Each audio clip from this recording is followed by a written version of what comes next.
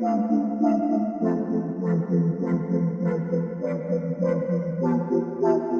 into the Film Guy Network. It's football season, which means I've got a film study for you.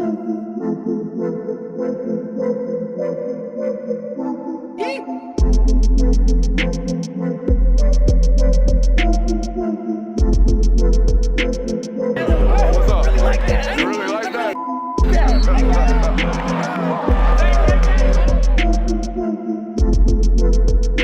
Let's shut up and grind some tape. What is up, ladies and gentlemen? Welcome in to the Film Guy Network on a fabulous Tuesday. I think it's a Tuesday morning over here. I'm not 100% sure. It's a Tuesday morning over here. Don't know whenever, however this found you. I hope you're in a great spot. Hope we found you with a smile on your face. If we didn't, over the next hour, I hope to put one on there. Welcome in. We got a great show for you guys planned today. If you're new to the network, I am Brooks Austin. I am the film guy. Did it right that time, Jonathan. I am the film guy here on this network. Played a little college football. We like to talk a lot of college football around here. Live Monday through Thursday, sometimes on Sundays. Also do a lot of film study, as you can tell by the title of this video and the reason you are here. We've already done half of the first round college football playoff games, Jonathan. We looked at Notre Dame, Indiana. We looked at Penn State, SMU, which, by the way, you guys let flop, and I'm challenging you here today because I know my Tennessee fans going to show up strong today. We're going to have to challenge the Ohio State Buckeye fans to show up strong today as well, okay? We got a great one planned for you today. We've been looking at offenses and defenses, right? Looking at matchups, looking at how this offense performs, looking at this defense and how they perform. I think it's an offensive football game, Jonathan. I think which of these offenses can sustain and consistently produce offense, that is the team that is going to come out on top. So that's what we're going to watch today. We're going to look at Ohio State's offense versus Michigan. We're going to get Tennessee's offense versus Vanderbilt. Their two most recent football games, both these teams had a couple weeks to prepare for one another because they've kind of known, hey, Tennessee, Ohio State likely matched up. Whether or not it's going to be a home or away game, you'll find that out on Selection Sunday. But they kind of knew they were going to get each other, so they've been preparing for one another for a while. The biggest concern going into this one for me, Jonathan, and the listeners watching at home, we scratched our brain for this one pre-show for a good hour. I don't know if Ryan Day and Ohio State have ever played a pace and space offense like this. Okay, I think the fastest offense in the Big Ten right now, and correct me if I'm wrong, but I think it's Oregon. They take 68 snaps a game. Tennessee's averaged about 77 snaps a game. This is a much higher pace than they're ever accustomed to playing to. Not only that, the spacing on this offense, totally different than what they're accustomed to. All right, excited to do this with you. We got a rule around here. If you learn anything about football, you got to subscribe. If you learn anything about your football team, you got to subscribe. If you have any fun today at all, you have to subscribe. Let's shut up and let's grind the tape. Oh, man, Jonathan, I feel hot. I feel hot, but you know what? We're just going to sweat it today. We're going to sweat it because I like the three-quarter zip look. That's why I think it's professional. I think it's clean. I think it's a nice place to hang the lav mic. There's a lot of good stuff going on today with the three-quarter zip apart from the heat. You know what I mean? Apart from the heat. So we're going to have to adjust the screen over here. If you are new to this network, your boy has a severe case of ADHD, a severe case of CTE football brain, and a severe case of an addiction to football. So here we go. Let's take a look at it now. First two plays of the game, Jonathan. Now, you've listened to a lot of football, okay? I know you have. What's the number one piece of analysis you've ever heard about maybe young, frantic, inexperienced quarterbacks to start a big football game? What do you got to do? You got to settle them in. You got to settle them in. Now, what's the best way to settle in a young, frantic quarterback? Maybe a little hitch, maybe a little RPO, and then maybe, this is something I learned from Tim Tebow, maybe we get them into empty real early on in the possession, make them force a bunch of zone or force a bunch of man, but either way, make the picture nice and clear for him. So here we go. We about to pay $1.2 million in the NIL market to settle a quarterback at home against a 6-6 rival. That's what we're finna do. So here we go. Start the football game, give a little jet motion, belly in the back, RPO hitch. All right, nice. 8-yard completion. Now, 2nd and 1 would be a rundown most of the time, right? Probably a rundown situation. Not when you got a young and frantic quarterback that you paid $1.2 million for. We're going to get into empty. We're going to get into bunch to force the zone declare. I think Ohio State does a good job of this as a staff. They're going to force bunches, all right? A lot of teams can't really play a bunch of man coverage against that because you're going to crisscross applesauce, right? You're going to do all that stuff, and I don't want to be bumping and running and getting, clipped in there trying to run man coverage. So we're going to ultimately go inside, outside, over the top against that, right? We're going to give you a nice zone picture, and you've got a good opportunity to hook Cardinal Tate up right there in between the outside, inside, and over the top zone coverage, right? So nice, easy completion to start the football game for our quarterback.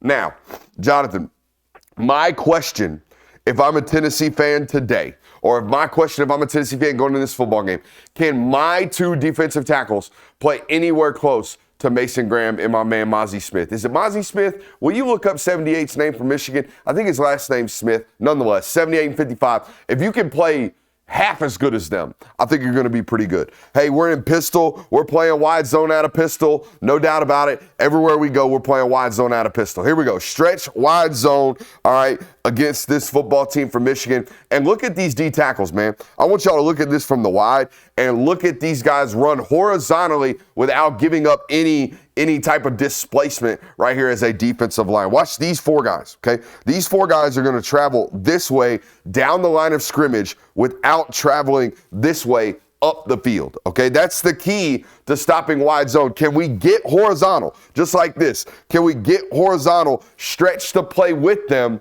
without creating any creases or without getting displaced at the line of scrimmage? That's a great rep by Michigan. Now, here's what makes me really, what do you call it? I think it's fortuitous for Tennessee, right? They're an SEC football team with SEC defensive linemen that are really big and athletic, okay? They can run east and west without getting driven north and south, right? That's the whole goal of playing these types of wide zone football teams. The difference between like a Missouri, Jonathan, or like a, who else is a wide zone football team in the SEC? Texas, like a Texas, okay, they have a variety of different run schemes up off of this. They run a little bit of inside zone. They run a little bit of whatever we're going to call their crisscross applesauce play here in a couple minutes, all right? They run some counter. They run some different stuff, all right, as opposed to just being a wide zone or stretch zone football team. Number 78 is Kenneth Grant. Kenneth Grant. Why do I keep wanting to call him Mozzie Smith? What is going on with my brain there? Mozzie Smith played for them a couple years ago. I believe he's with the Cowboys now. Okay, Mozzie Smith was the nose tackle that got drafted in the first round that was just a freakazoid, okay? That was the guy who he jumped all the steps at Michigan higher and faster than anybody ever his size. You know, Harbaugh's got that goofy, whatever. Ohio State fans watching this are like, yeah, I know what you're talking about. He's got a stadium steps in the weight room, Jonathan, that they test explosivity on based off how fast you can double bound the steps. You'd be incredible at it with your long legs, okay? All right, now, here's what's confusing about anti-Will Howard deep state, Jonathan. This guy does stuff probably like 4 or 5 times a game where he makes throws like this where you're like, all right, man, you're going to have to make like 7 of those on Saturday, okay? Now, it's not the world's best throw. It's not. It doesn't look awesome, but we're extending the play. We're running to our right. We're making a throw into the right pocket over a defender on the run. All right, he's got to make 5 or 6 of these on Saturday. And why I say that is because when they create chunk plays like this, if their field goal kicker's worth his salt, they're going to put points on the board, right? We create chunk plays like this. We create 5 or 6 of them. Ideally, if those 5 or 6 happen in the middle of the field, we've got 5 or 6 scoring possessions now, right? We have now turned this into a supposed scoring possession with one of these plays on this possession. So can you have 5 or 6 of these types of plays on Saturday for this football team? Ooh, Jonathan. I had a tendency get broken for me as a film studier around here. I've always said if you're in duos, twins stacked, like, bro, you're running the ball or you're throwing a now screen, right? You're running the ball or you're throwing a now screen. No team not named Tennessee has ever taken shots out of this.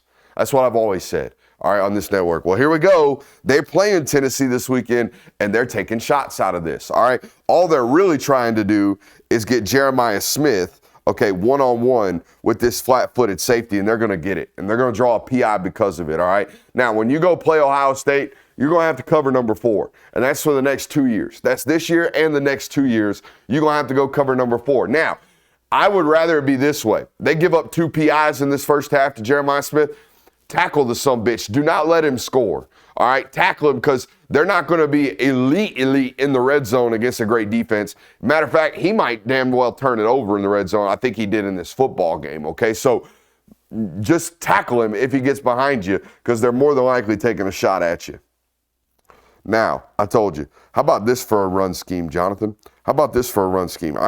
I saw this in the NFL. The Shanahan tree's been doing this one. And I think the whole purpose is to just create mass confusion. Even if we confuse ourselves, hopefully we confuse them. So here's what we got. We got 74 arcing for that front side inside linebacker. I believe we've got 77 doing the same thing on the backside. We got down blocks this way, and I think we got another pull this way. Well, the down block this way.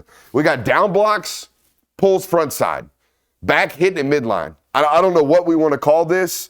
I know there's an NFL name for this. They've got some type of, design for it, but I think the whole point is to just try to create mass confusion. Create mass confusion. I think your best bet as a linebacker playing Ohio State, trace the back. Don't worry about reading down blocks in front of you. Don't worry about reading blocks in front of you. Trace the feet of the back, and he'll take you to the ball. Okay, he's not going to lie to you. I don't see a lot of where we're going to take 2 hard steps this way and then come back that way. I don't see a lot of this on tape. I either see wide zone or we're going to turn the quarterback around and get you going downhill. Okay, so I just follow the back. I think it's your best bet. Or just be uber disruptive up front. Don't stay blocked long. All right, so this is I was a big Chip Kelly fan. When he came over here, I was like, oh my God, this is holy shit. They just got a head coach who is a really good coordinator to come be their coordinator. So all of a sudden we're going to see some explosive offense, right? Well, this right here is and I'm as deep into the anti-Will Howard deep state as a human can possibly be. In fact, I created it. All right, but here's the deal. He's going to see man coverage with this jet motion.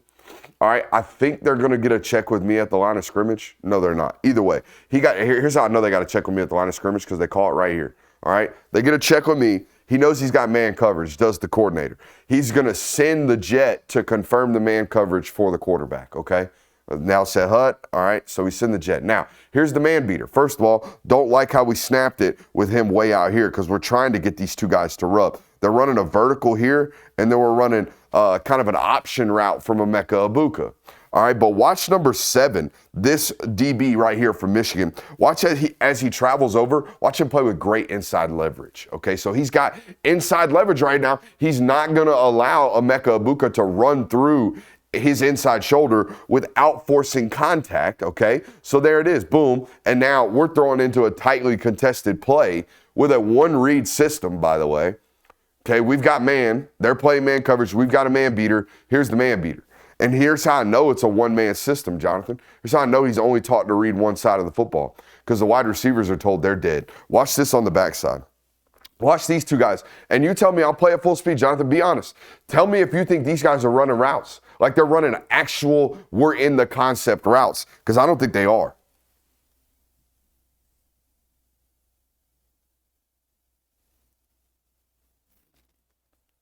Certainly not Carnell Tate. And I know it's a spacing offense. We don't want to run into coverage, all that good stuff. But Carnell Tate does not look like he's prepared to catch a football to me. He does not look like he's running a route to catch a football to me, okay? What it looks like to me is they knew they were going to get man coverage. They designed a man beater. The man beater didn't beat the man, all right? So now the quarterback threw a tightly contested football, and you're probably sitting at home going, God, we suck. No, Emeka Egbuka did not create space, and you did not scheme him open, okay? I don't love the spacing on this motion. I think we could have snapped this, okay, with the stacked alignment. I think we could have snapped this right now, okay? And now as we outside release, we might get this overflow, and then we can cut back inside. They had that free hat, the hook player, waiting right there for him too. All right, backed up in your own end. Now, a couple things we don't do around here. We don't call people soft. We don't question people's toughness. That's not what we do. However, we definitely can point out avoidance of contact on tape. That's what we can see. So here we go. Ball on your own 3. This is a physical possession right here. It's a physical moment in the football game. Rivalry football game. We're backed up in our own end. We're going to have to run the ball out of our own end. Let's go be men about it. Let's go be some alphas. I want you to take a look at this right tackle. Okay? I want you to take a look at this right tackle. Now, the right tackle and the right guard, all right, actually, they might be working tight end up to linebacker. But either way, these 2 guys, right, these 2 guys are responsible for these 2 guys. Okay, we all see that? All right, we got a base block here. We're going to either show presence on Mason Graham, which is what I would do, on our way up to number 1, or we're going to jab step out into C gap, make sure no one takes our gap, and then work up to number 1. But bottom line, we're working our ass up to number 1. That's what we're doing. Okay, and we got to put a hat on a hat, put our screws on his screws, and play some football today. That's what we got to do. What we cannot do is pick a side. Picking a side is avoidance of contact. So here we go. Let's see it. Downset hut. Here comes number 70, and we're in the hip. We're in the hip, and we're just pushing him, and we had plenty and ample opportunity. First of all, again, I don't know if we're taught to step out into C gap. I don't know why we're stepping out there, but we are creating a void right here either way. But we have 3.5 yards. We have 4 steps to put our screws down the midline of that human being's body, and it hurts. I'm going to tell you right now, it does not feel good. It takes a level of aggression that is required to win and play at a high level in this sport. And, well, anytime I see a guy doing this one, Jonathan, anytime I see a guy doing this one, and I only know this because I used to do this, okay, anytime I see a guy doing this one, instead of doing this, you know what I mean? One of those guys is fucking hunting. One of those guys is hopping into contact, all right? I need people who are fucking hunting, pardon my language, all right? Especially in a rivalry game, in our own end, at home against Michigan. I need somebody seeking contact, not somebody hopping into the shit.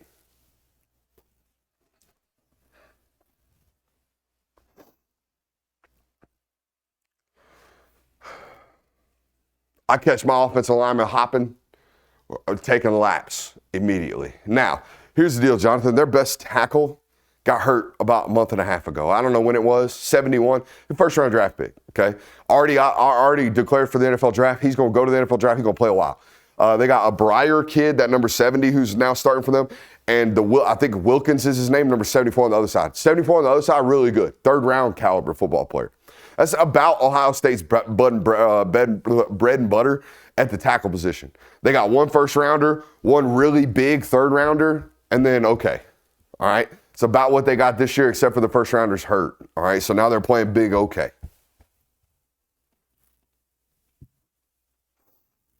This note just says Mason Graham's fun to watch. That guy in there. Yeah, he pretty good, huh? He pretty good, huh? Plays with such good pad level, and his hips are always coiled, right? These cheeks are always rotated forward, right? We always got a good hip extension. Okay, we're never playing like this.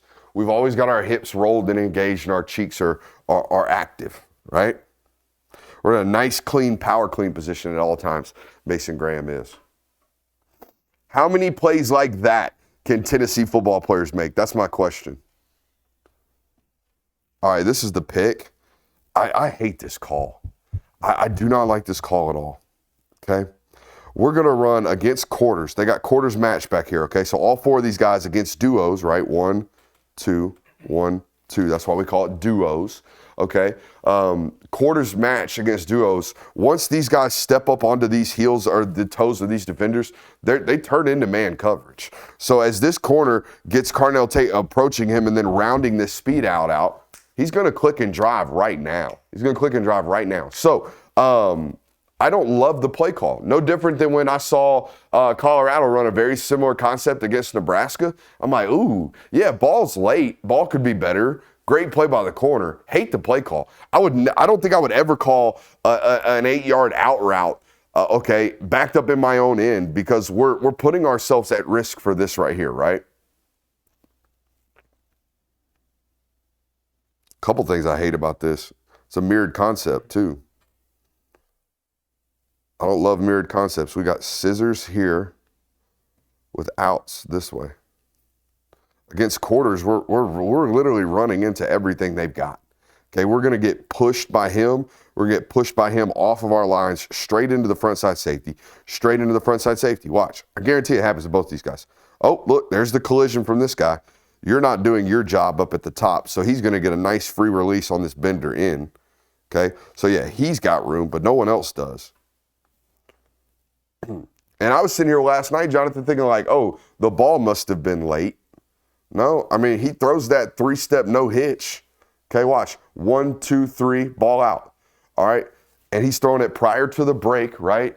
And now I thought, oh, ball placement might be a problem. We want this up and away, right? That's where we want this. Okay, up and away. Let's look.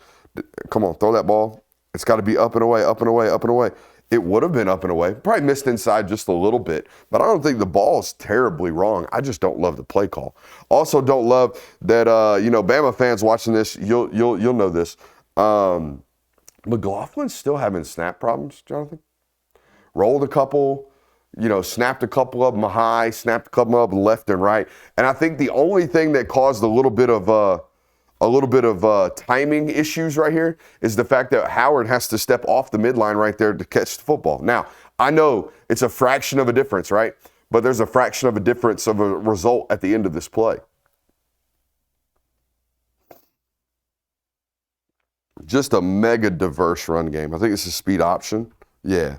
All right, so now we've seen wide zone. We've seen whatever the hell the scissors play was. We've seen counter. We're going to see some quarterback run here, and now we see speed options. So just an incredibly diverse run scheme from this Ohio State offense. All right? You're going to have to prepare for it all. I think ultimately team speed solves a lot of the problems and with regards to SEC defenses. Second-level defenders are so damn fast, and first-level defenders are normally so big that it doesn't really matter, and it's really, really hard to run against these teams.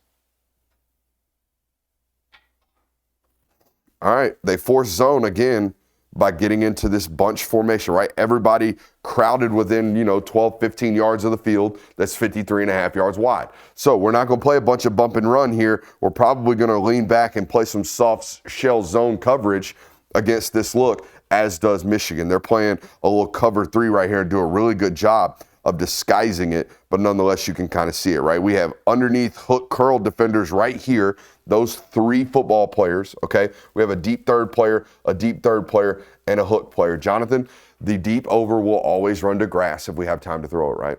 The deep over will always run to grass if we have time to throw it. So here we go. We got the deep over working. Post, deep over, good rip right here from the quarterback. How many of these can he make? How many of these throws can he make? This is on the run, over and underneath hook defender, okay, putting it on the tight end. Now, I am just praying. Now, he does a little bit later in the game, so I'll give him credit when it happens. But for the love of God, will a linebacker turn and fucking run?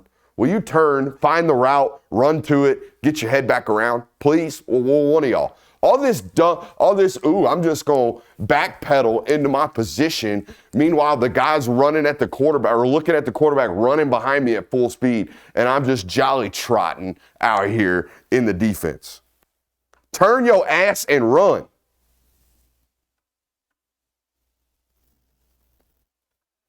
Everybody teaching zone match nowadays anyways, right? So when you're this hook curl player, turn and run. Now, to be fair, an Ohio State player did that last year against Michigan, and J.J. McCarthy just threw a beam ball right over his shoulder. Do you remember that? I mean, hell, it got J.J. McCarthy drafted in the top 12 picks. I think it's the only throw I saw on NFL draft clips all year long. But we got really good quarterbacks nowadays that can make those throws anyways. But make them tough, dude. Make them tough. Don't make them just throw it to grass. This was the point in the film study where I was like, shit, do they have good offensive linemen? Like, do they have first-round caliber football players? And this is when I came to the realization that, yes, they do. He's just hurt. Okay, this is the third-ish round caliber offensive tackle. I think I saw last night on draft boards he's averaging the 12th ranked offensive lineman in the class, so he's pretty good. Okay, McLaughlin's about a 6th, 7th rounder. Him and Jared Wilson share similar evals right about now, except for McLaughlin's playing his last year of college football, I believe. These two guys, I don't know if they're young, but they don't have NFL draft profiles, so they must be young. I think 70 is a first-time real contributor, all right, because the other kid got hurt, all right? But here's why I asked this, right? Because I see a lot of turning and chasing on tape. And when you're an outside zone football team or a stretch zone football team, and we got a lot of chasing, all right, we got a lot of guys running people down like this right here. Look at 77. We got a lot of chasing, all right? I either know we're busting assignments or we're not physically capable of doing what we're being asked to do. All right, 78 and 77, I believe that's the right guard. 75 and 77 are working through. 78 up 215, right? We got a Uno working up here. We got a duo working 91 to either 7, or we might leave the safety free unless we got a crack replace on him, right? If we've got a crack replace on him, we might actually bring 7 in on this combo. Let's see how this works on that front side. All right, we are not crack releasing, so 91 and this right tackle are all the way up either to the safety or to space. Maybe they're not blocking anybody. They're blocking a 7. There is supposed to be a crack replace. Either way, here's the problem. 77, you got to go. You got to go. And here's why I told you speed against these wide zone football teams at the linebacker and safety level are the ultimate killer, because you're never going to outrun an offensive lineman, right? You're never going to outrun you're never going to outrun a linebacker as an offensive lineman. So we got to take good steps. And you can see McLaughlin working to take this over. He's got really deep angles right here as a center. He's working to take 78 over. 77's busting assignment right now.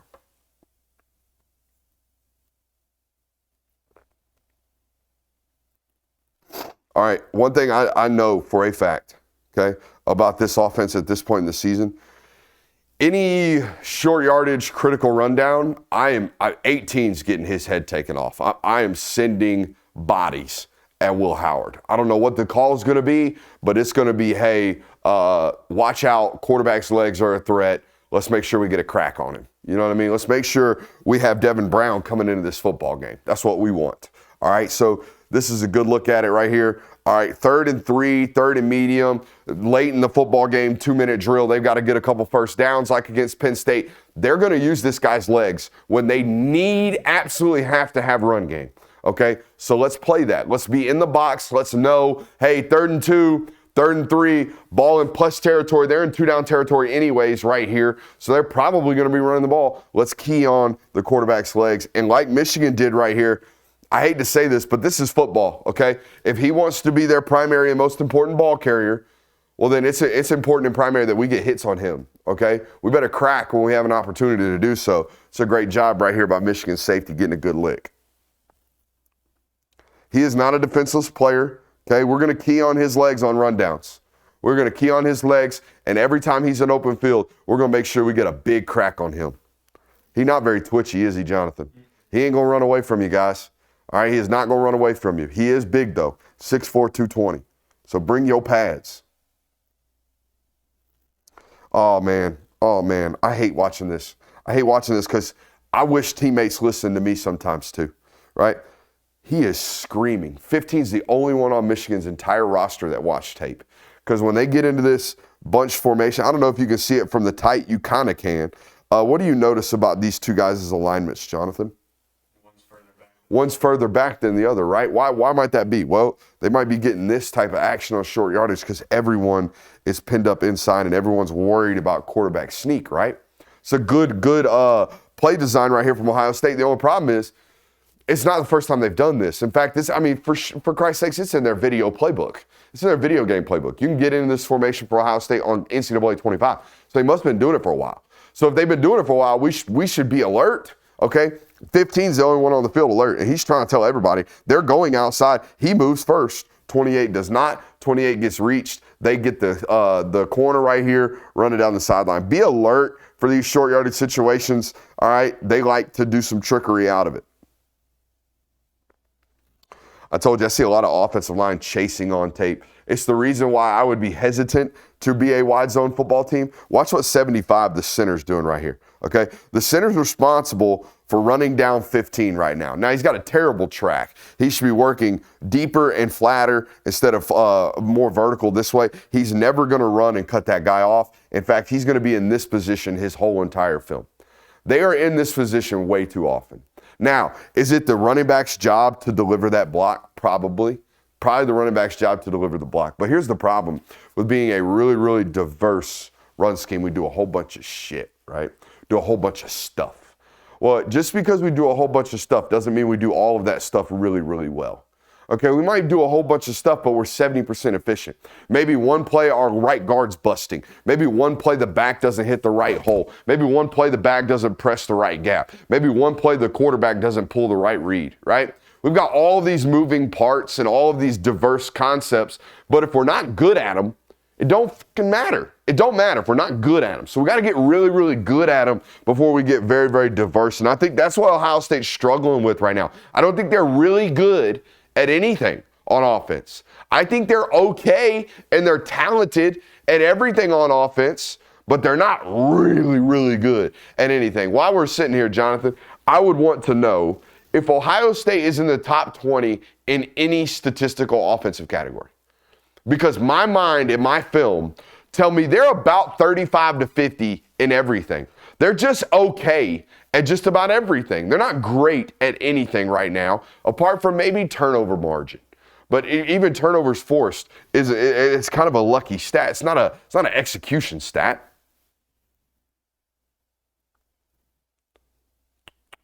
Now,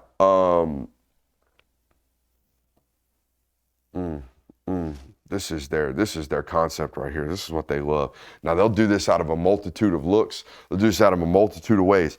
But they love smash, guys. They love smash concepts. They're going to run a corner. They're going to run a hitch. And all they're really trying to do is take advantage of this zone, flat defender, right? Is he going to play up on the hitch? Is he going to float back on the corner? Let's read him and let's clarify the read right now for our quarterback, right? We've got this corner and we got this hitch. We should be throwing the hitch right now as this corner is sinking back up underneath the flag route, as they called it back in the 70s, the flag route from the wide receiver. Okay, here's my biggest concern for Ohio State's offense going to this football game. Jonathan, we've watched a ton of SEC football this year. Is there a more playmaking group of defensive backs than Tennessee's? Maybe Texas. Texas impacts the ball. Tennessee's going to take it away from you. Okay? Texas is going to deny the ball. They're not going to let you complete a bunch of yardage. I don't think they've given up a 300-yard passer all year. Okay? Texas denies the ball. Tennessee gets it back. Tennessee's going to take it over. So I just wonder, because I, as a film study guy, have watched in totality 3 Ohio State football games, snap to snap, cover to cover, offensively. I know, having watched 3 football games, that they love the smash concept. That's what they do. This is their favorite route. They're going to see it in a couple of seconds, 2 plays in a row. This is what they do. So how can Tennessee create turnovers off of this? I think they're going to. I think a corner is going to make this play on Saturday. I think he's going to get up underneath this, pick this football off. I bet it's Jermod McCoy.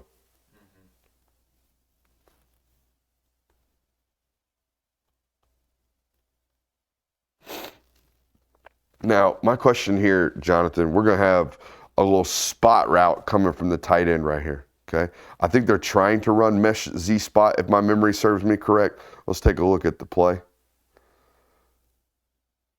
No, we got hitches with a bender, all right? We got a hitch. All right, we're trying to take advantage of this hook curl defender right here from Michigan. We got a bender in behind him. All right, we got the hitch right here, and I believe it's 3rd and 8. So this is short of the sticks. I understand why we're waiting out for the tight end to be available. So I'm not going to sit here and criticize the quarterback, all right? But left tackle getting beat like a redhead stepchild. So that's a problem. As soon as, this is what good teams do and what great teams do. All right, good teams overcome their issues, right? Oh, left tackle got beat. Quarterback's got an opportunity to make a play. All right.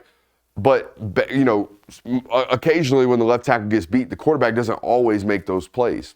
What great teams do is they never have a loser have the play blown up, right? Somehow, if the left tackle's getting beat on that one play, the left guard's going to fix him, or the quarterback fixes him, or the wide receiver gets open and makes an incredible play, right? Great teams pick up their teammate when they get beat. Good teams just get beat when their teammate gets beat. Left tackle's getting beat right here, as does Ohio State's offense.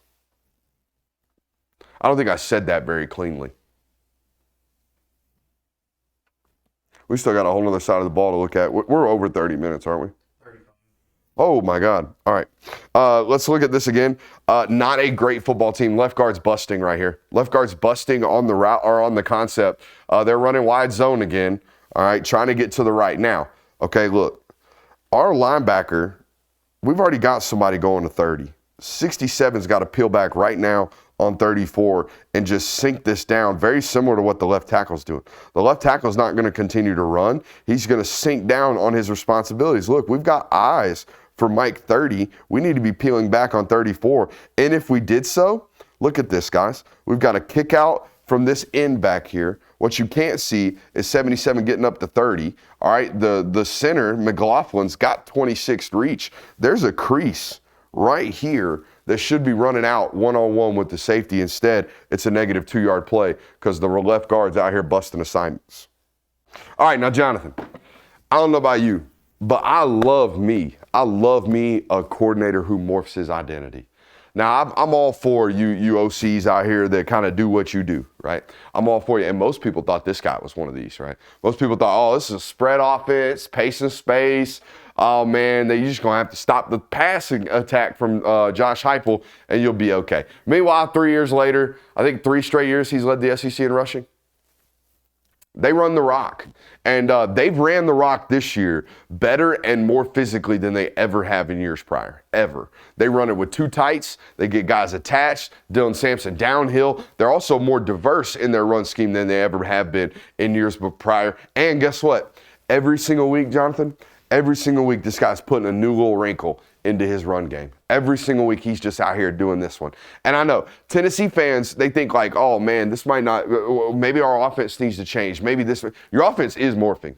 Your coach is trying his very damned best. And guess what? He's got you in a playoff. All right. And I think he's got you an opportunity to win on Saturday at Columbus. Let's take a look at it. Here's what I'm talking about. They out here running super counter. Put us into. They out here running super counter. They're going to pull the guard. They're going to pull the tackle. And they're going to pull the tight end. And they've got one of the best running backs in all of college football out here doing his thing in open space. Okay. Our job is to get you to the +1. Our job is to get you beyond the line of scrimmage into the +1 defender that we cannot account for, which is right here. Your job as a running back is to take care of that sumbitch, to take care of that +1 defender, that free hat once we get there. And there ain't no better running back right now outside of maybe Ashton Genty in college football, taking care of the better back or the +1 defender more so than Dylan Sampson. Here's a look at that super counter. We're going to lock the front side tackle. We're going to pull and wrap the backside guard. We're going to pull and wrap the tackle. We're going to pull and wrap the tight end. Okay, so you're in a 3-man surface, and we're taking 3 men and putting them on the front side. All right, this is something you've seen Tennessee have to, adjust to. These odd fronts. Now, this is the number one question you've got to have when you go play Tennessee. Let's look at the wide. Okay, are you going to play them odd? Are you going to play them even? Are you going to play heavy boxes? Are you going to play to stop the pass? Those are the questions. All right, so obviously, in this football game, Vandy thought they could not stop the pass while dedicating bodies to the run. So here we go. We got literally, I think, 4 bodies in the box. 1, 2, 3, and 4. An extended box player, an extended box player, an extended box player. So they've got extra bodies in and around the box, but they're not technically in the box. All right, so Ohio State, what are you going to do? Are you going to play a true big zero? All right, with Jack Sawyer and Tia Maluau, are you going to play both defensive ends, both defensive tackles, play it light in the back end? That's your dilemma when you go play these guys. Most football teams that I've seen play against these guys have been an odd front defense. They've played 3 down. They've played 2 linebackers. They've tried to stop the run with 5 guys in the box and then play pass behind that. Though we have seen a bunch of teams stack the box against these guys this year. Florida did it, I believe. Who played them before Georgia played them? Alabama did it. Alabama played a little bit of heavy boxes against them. What is your game plan going to be against these guys? Are you going to play odd down, even down? You're going to try to stop the run? You're going to try to stop the pass? Vandy's problem was, Jonathan, they played defensively and schematically to stop the pass and giving up the run, conceding the run, right? But then got absolutely bludgeoned with explosives in the passing game. All right, so you can't do both.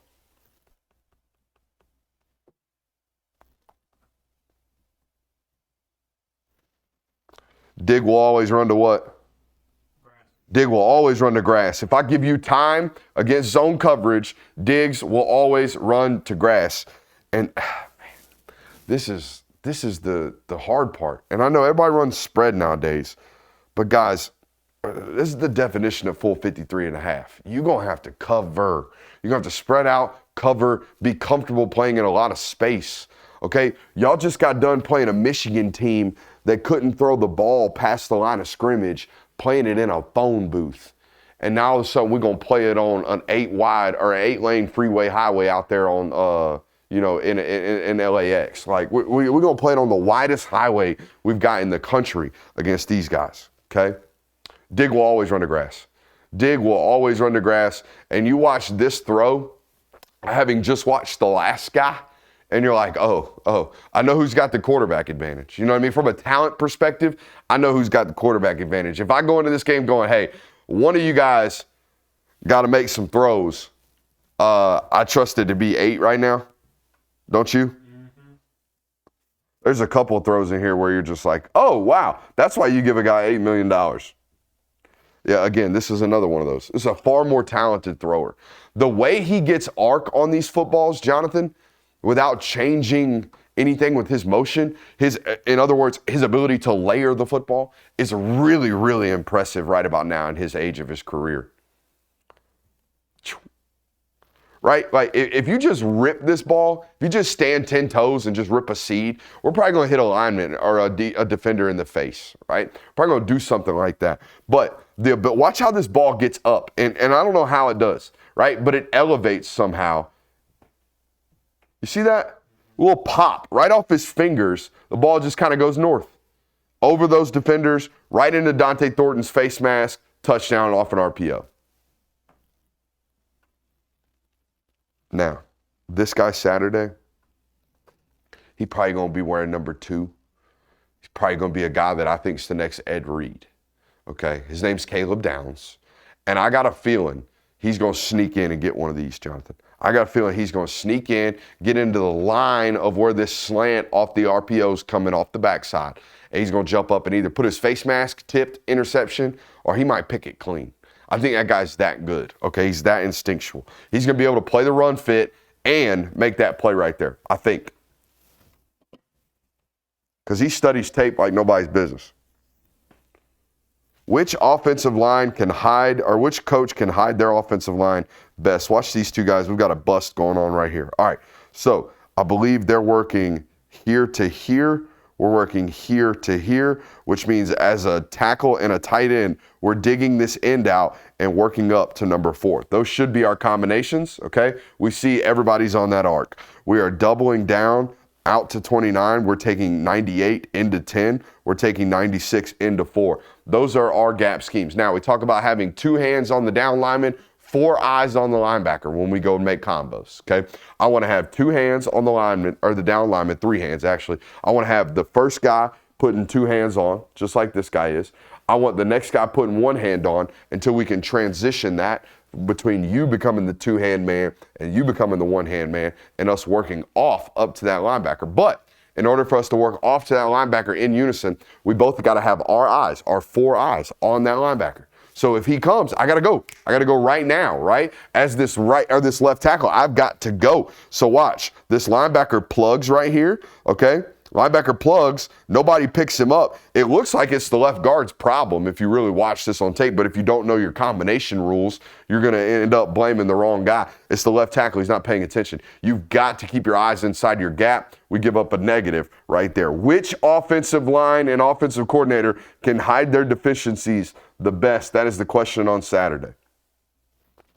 Now, we are rushing 3, dropping 8. You know what that means? We physically cannot have. If we're choosing to rush 3 and drop 8, we physically cannot have a quarterback spy. We just can't. Because what are we going to do? Rush 2? We're going to rush, what is this, NCAA 25? No. We can't just rush 2. So we're going to rush 3 and we're going to drop 8, which means one of these guys is going to be the pseudo spy, if you will. All of these guys in zone coverage responsible for rallying to the quarterback and getting him down on the ground. But if we're rushing 3, dropping 8, you know what we are conceding? We're conceding quarterback scramble yardage. That's what we are. If you can run for 7 or 8 yards, that's fine. You didn't throw for 38 yards on that play and kill us. All right? So if this is the game plan, just know this dude's legs are elite. Okay? This guy's a really, really, really good runner. He takes and makes really, really athletic plays with his legs when he pulls the ball down.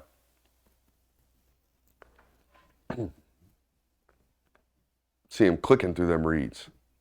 But he is a big, fast, I wouldn't say physical runner. He's an elusive runner.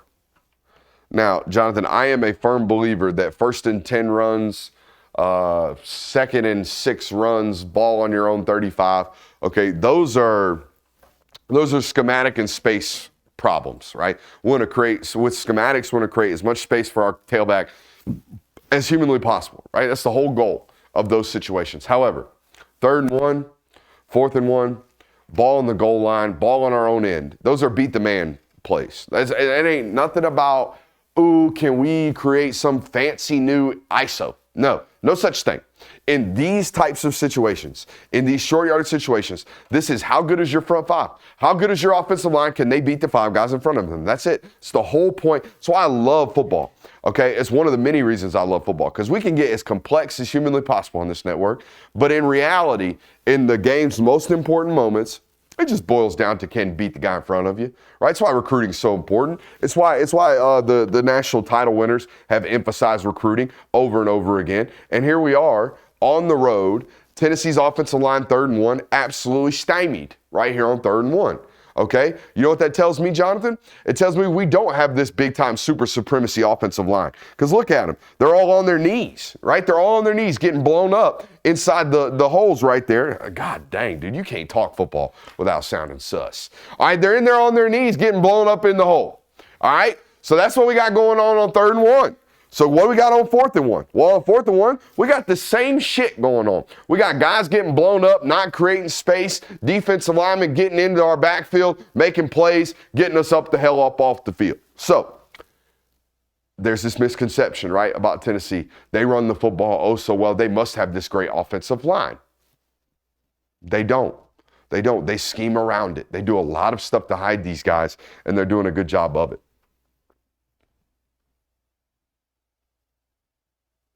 Now, this is weird, and I don't know, I can't explain this one. Watching this guy miss inside, this is I don't have enough arm to make that throw, and this isn't the guy that should be doing that. The only thing I can think here, Jonathan, is he thought he had a mandatory inside release from Dante Thornton at the top, right? If this guy's got mandatory inside release, we're bending it towards the post, but he runs it like he's got MOR, mandatory outside release. He runs flat down the sideline, down the red line. Watch him. I mean, he's straight down the red line. He does not bend off of it. So that's the quarterback completely underthrowing this football. And this was a concern right here. Now, from the tight, I think it wobbled out of his hands just a tad bit. I don't know. Seems like it flails on him a little bit, but it's weird. See how that nose is up right there, Jonathan? I don't know if you can tell that. But look at the white stripe on this ball, okay? That nose is pointed straight up this way right now, kind of doing one of these on him. All right? We're not tight spiraling that ball through the air. But either way, that's a bad miss right here. Can't have this on Saturday. That's a bad miss. Now, I told you this guy keeps running wrinkles, right? Keeps putting wrinkles into his offense. And I love this about him. Ball on his own 9 right here, right? I think it's 1st and 10. So we got to get up out of this situation. It's a gnarly situation for our offense right now on the road, even though playing on the road at Vandy's a home game because you got 70% of the fans up there. But anyways, they've been a heavy counter team, right? Heavy counter team. Watch this, Jonathan. They're going to, I guess we're calling this feint counter. All right, they're going to pull the backside guard. They're going to pull the front side tight end and then turn him around and run him back on counter steps. Watch this. While also arc releasing the front side. Okay, so we got arc release this way. We're going to pull the backside guard. We look like we're running something this way, don't we? And then we're going to turn the tight end around and run him back the other way. I love this. Look at that. Creased. All right, now it gets tackled for a 6-yard gain. But man, that's the whole point of coordinating. All we're trying to do as a coordinator is create that right there. If we can create that right there as an OC, all right, we're going to put up a lot of yardage on the ground. But I loved that. I love that little wrinkle they put in right there in counter. It's a fun new way of running counter. Now, this is perhaps the best RPO footwork I've ever seen. Now, that's a big statement. We see a lot of RPOs on this network. However, this is phenomenal. See him right here, Jonathan? He's got his feet set for that first window slant. That's what he's got. Now watch him. Watch the quarterback right here. First window slant, doesn't like it. Doesn't like it for whatever reason. Doesn't love the first RPO slant in the first window. So now we have a second window on this, right? We got a defender in our face. We can't throw it anywhere in here. We're going to have to wait for him to clear this number 2 defender, right? We got to wait for this flare action to take this number 2 defender so we can get it in behind his shoulder. So what are we going to do? We got to reset our feet to the second window, don't we? You see that right now? Can everyone see that? The quarterback's feet are set here when the wide receiver is nowhere near his break point yet, okay? We're not late with our feet here at all. In fact, we're a full 5 yards early with our feet. I want to start it from the top again so you can really take a look at this. Watch him set his feet to the first window, move his feet to the second window before the second window even arises, all right, and then throws that ball for a touchdown, all right? But I love seeing a young quarterback. This is a quarterback who's obviously finally getting comfortable in the system, right, Jonathan? That's what it looks like to me. We set 1, we set 2 before 2 even gets there, all right? Then, not only that, we throw it. We make the decision to throw this ball with this defender inside, okay? And we're not even running to grass yet. This is confidence is what this is. This is a quarterback playing with tremendous amounts of confidence right now. And, oh, by the way, throwing it with a defender in our face. Throwing the defender in our face. Look at this. First window footwork. Move to the second window. He's going to be there. Boom. Second window. Guy in our face. We're going to let it rip. Boom. Put it right on his chest. The craziest part about this to me, Jonathan, he has no reason to be playing confident. Right?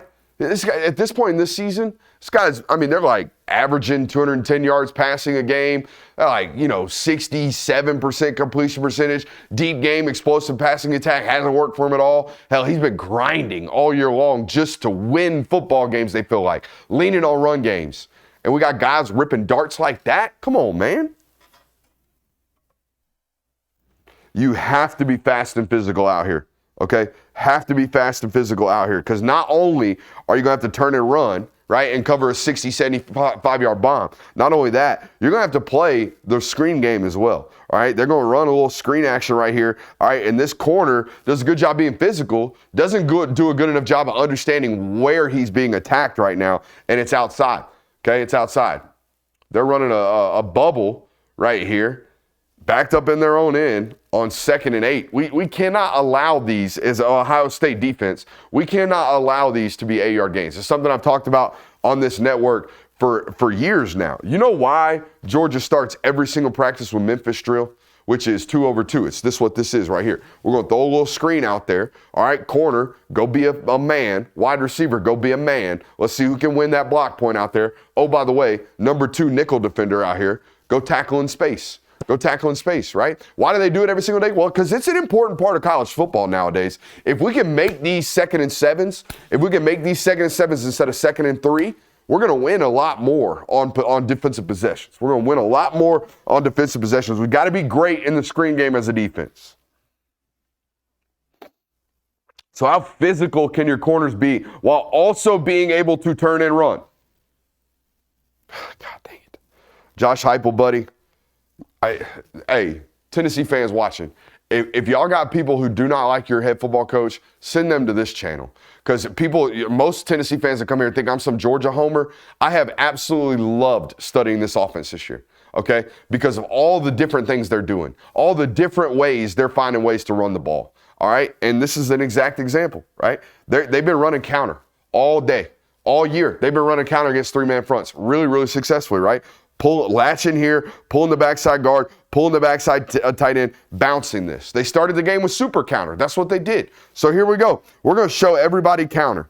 We're going to show everybody counter, except now we're going to release the tight end out the back to go block the space defender. And now all of a sudden, look, here we are. We're one-on-one with the safety already, aren't we? We ain't even handed the ball off to the back, and we're already one-on-one with the safety. Now, I don't know if they put this on tape at this point this year. I hadn't seen it. Have you? I don't even know what to call this. What do you call this? Counter wham? Sure. Hell yeah, Mike Matthews. Is that number 11, Mike Matthews? Mike Matthews was 81. Who the shit is number 11? It's not Squirrel White. I think Mike changed to number 11. Will you look that up for me? That is an elite block from that wide receiver right there. Getting inside that outside linebacker right there. Right there. Boom. That is huge by that player right there. I think it might be Chaz Nimrod. Chaz Nimrod. What a name.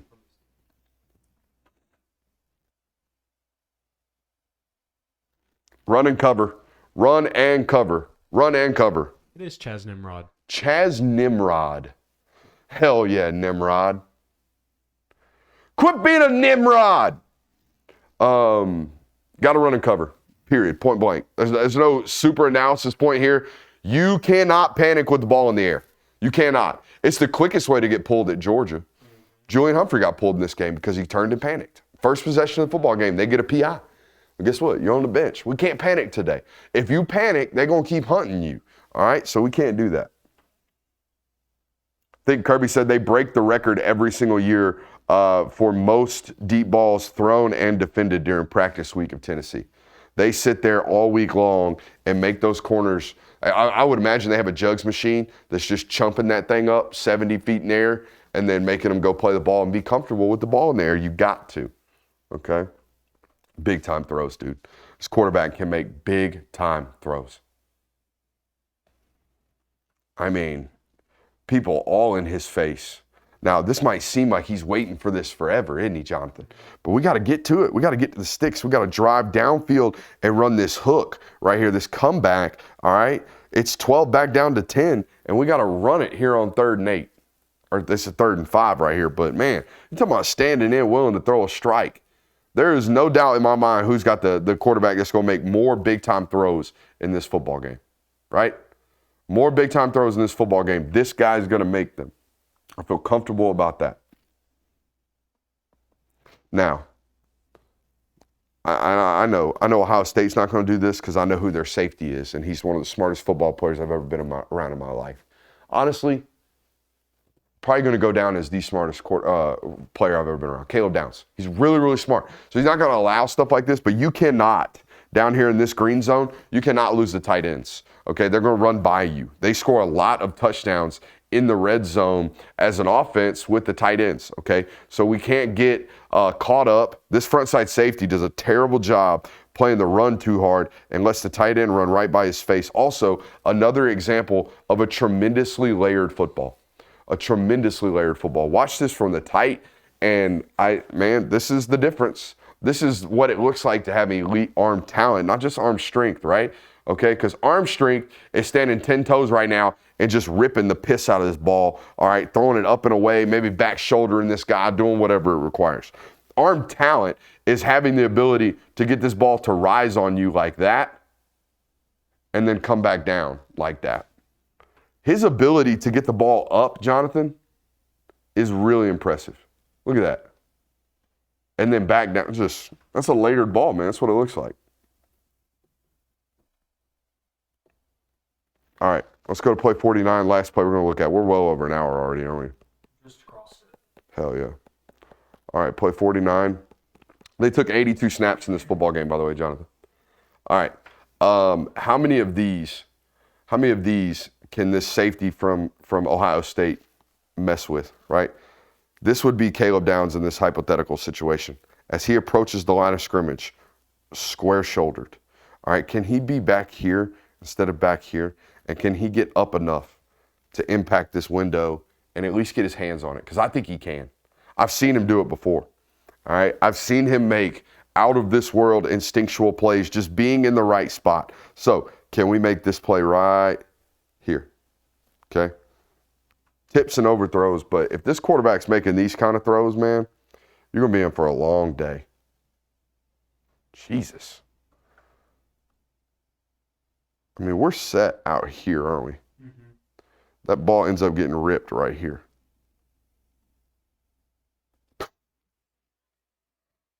Absolutely goofy. Hey, I hope you enjoyed it. I know I sure as heck did. Sorry for the language. All right, I'm going to go ahead and tell you. But, I mean, I was getting hyped. That's all it was. I was just talking ball. I love this stuff. I apologize. I get passionate about it. That's what we're going to comment today. If you waited an hour and 10 minutes, passion. All right, love you. Bye.